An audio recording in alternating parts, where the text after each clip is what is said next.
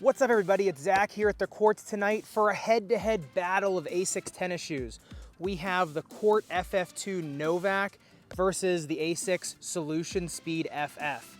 We're gonna put these through two types of tests tonight. First, we're gonna compare them by specs, and second, we're gonna put them through our signature Playtest, infrared test, suicide test, and of course, serve test. We're also gonna ask the question at the very end, are either of these two shoes any better than the Asics Gel Resolution 8? Let's find out. Here we go. And remember, if you're new to the channel, of course, in a couple weeks, we will be cutting these in half and dissecting them out by layers to see what's under the hood of these shoes and how that compares to how they play on court. So if you don't want to miss those videos, click the subscribe button and notification bell. That way you'll be the first to see that content. So as far as specs go, the Asics Court FF2 Novak weighs in at about 14.7 ounces, whereas the Solution Speeds weigh in at only 12.3. Now both of these shoes fit true to size and they had relatively no break-in time, even with my wide foot. However, I will say, for the Solution Speeds, even after the third time I played in them, they continued to have this bending and snapping feeling right over my big toe joint. Now that is where there's some thicker polyurethane material, and every time I'd bend, I could feel it right on the top of my foot, that bend and snap. Now it didn't hurt, it was just annoying that every time I pushed off, I could feel that. So in terms of tongue construction, the Court FF2 does have a slipper tongue, it's a one piece. Now the polyurethane does come over to tie down. However, the Solution Speed 3 is a true three-piece tongue. Both of them don't have very substantial shoelaces, so if you do buy any of these two, I would go grab a new pair of laces for them. So when I put the Solution Speeds on, I kind of felt almost the same as I did in the Gel Resolution 8 with my heel. My right one felt like it kind of wanted to come up a little bit, so I had to use the very back eyelet for the laces to hold my foot down. Whereas on the Court FF2s, I never had to use that back eyelet. The slipper tongue and the high heel counter did sink my foot into the shoe. It's just a more substantial shoe around the heel anyway. I never felt any bit that my heel was gonna come out of the Court FF2s. Now, I'm not the biggest fan of slipper tongues on tennis shoes. However, the Court FFs do have these two pieces of polyurethane in the upper that do come over the slipper tongue, so it is kind of like a hybrid three-piece tongue. The only thing I will say is, if you're gonna spend $165 on shoes, I would like the tongue to just be a little thicker, a little more substantial. But other than that, I actually did feel pretty secure in this tongue and in this heel lock system in this shoe. So where these shoes really start to diverge is the outsole tread. The Court FF2s have a really wavy, aggressive herringbone pattern, which is good for hard or clay courts. There's one pivot point on the inside or medial side of the forefoot, and there are some sliding channels. Otherwise, just a nice wavy herringbone. It does get real chunky in the forefoot to grip clay as well. Now, the Court FF2s also have a really aggressive covering of the upper. On the medial side, the outsole comes really far up as well on the toe box, and there is even a mixture of outsole and midsole material on the outside. So the tread is really aggressive on the Court FF2s. In contrast to the Solution Speeds, where it's basically just a stamped outsole, so you have some racing skids on the outside to grip grip the hard court and to slide.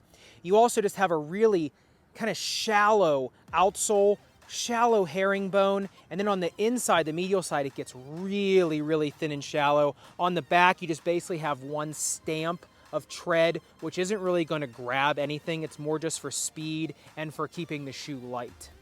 Looking at the midsole, both of these shoes have the twistress system in the midsole, which is really nice, kind of holds your arch up a little bit. However, the Court FF2 also has the trussic system around the heel, which really locks your heel in and just gives you an unbelievable amount of stability, especially moving side to side. Now, the one other contrast in these shoes I found was, here's the Solution Speeds, okay? And here's the Court FF2s. So you get a much more substantial shoe with the Court FF2s versus the Solution Speeds. So now that we've given these shoes a 30,000 foot overview, let's see how they do with the playtest. I play tested both of these shoes on hard courts and on clay, and I really feel like that revealed a lot of the differences between these two shoes. Number one, starting with the Court FF2s, they have a really wide base. The heel on them is really wide, as well as the lateral flange. You also have a lot of outsole material that comes up over the upper. That just gives you an incredibly solid feeling on the court. so your ankle never felt like it was gonna go one way or the other. On clay, even when I was sliding and I was on one side of the shoe or the other when sliding, I still felt solid with my movement. I still felt like I could get up and go for the next shot. On hard courts and on clay courts, I felt like in the Court FF2, I almost had training wheels on. That's how in control I felt. No matter where I was with my movement or what position I was in on court or with my feet, I felt like I was in control. There was no way that I was going to roll or have trouble getting up and going for the next shot. Court FF2s were also light enough that I didn't feel like they were weighing me down or I didn't feel clunky. And that's where I feel like Asics really hit the mark with these shoes. They made them wide and stable enough in the right places, but they didn't go overboard to the point where they felt awkward and clunky. Now, that's in contrast to the Solution Speeds, which have a pretty narrow heel. The reason for that is you can save weight with a narrow heel. So my experience playing in the Solution Speeds on clay and on hard courts could not have been more different than with the Court FF2s. Number one, I would not recommend these for clay courts whatsoever. They don't have enough of an aggressive tread, or they don't have enough stability in the forefoot or the heel for clay. Number two, when moving on a hard court, going back and forth, so maybe like serving and volleying, they felt fine. My heel did feel like it was coming up out of the heel just a tad, where I had to use the most posterior shoelace eyelet just so I didn't get that feeling that my heel was coming up out of the heel counter. And remember, for somebody with a high arched foot, using that most posterior shoelace eyelet is going to be annoying on the top of your arch, the dorsal arch. Somebody with a more flat foot isn't going to notice that as much, but someone with a higher arch is. And when moving side to side, I almost felt like, you know, when you kind of gained a few pounds, but you still try to fit into that medium t-shirt, that's kind of how my foot felt in the shoe. Now, these aren't narrow by any means, and they really have no break-in, but just the fact that the materials in them were so light and that my foot is pretty big, it almost felt like the materials weren't strong enough to hold my foot when going side to side. And I think one of the main issues with those light materials is you don't have any material coming up over the upper. There's no outsole material over the upper. There's really no stitching in the upper, and there's nothing else to lock your heel in. There's no trussing system like the Court FF2s. It's just a bare heel. So even though the Court FF is a heavier and more substantial shoe than the Solution Speeds were, the Solution Speeds actually heated up more on the courts than the Court FF did. 20 degrees warming with Court FF2 and 24 degrees warming with Solution Speed. On-court temperature rose 1 degree. Now that's due to the upper materials on the Solution Speed being all polyurethane, whereas on the Court FF, you do have a lot of that polyurethane material. However, you have a lot of breathing channels through the shoes. These shoes, even though they're more material, do breathe better. So speaking of weight, let's see if those 2.5 ounces make a difference during the suicide test.